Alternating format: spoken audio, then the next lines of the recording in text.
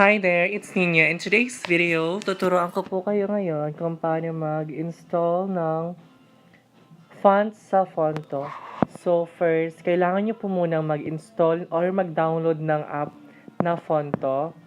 Maaari nyo ma-download yung app sa Play Store saka sa App Store ng Apple. So, na-download ko na yung akin. Ito yung Phonto.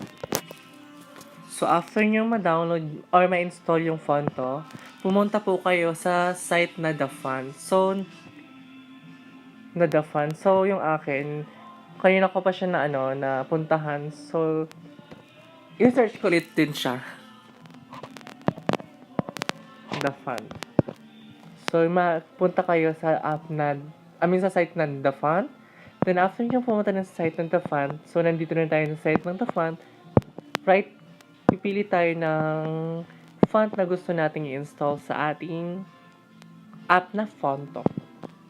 So, right-click lang. So, I go for Bonjour Algeria.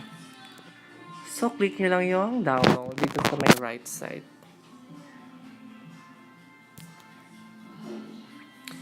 Then, i-open natin siya, open in Phonto. Kasi, pwede rin po kasi tayong mag-install ng fonts sa font. So, open natin siya sa Phonto.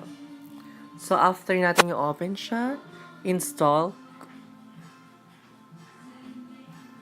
So, that's it. Na-install na siya. So, titingnan natin siya kung na-install na nga ba siya. So, para makita natin kung na-install na siya, go to My Font. Kasi ito yung regular na font. So, go to My Font. So, Bonjour Algeria yung kaninang in-install natin, right? So, i-click natin yung Bonjour Algeria. So, ito na siya. Bonjour Algeria. Then, i-blend na natin siya sa color na gusto natin.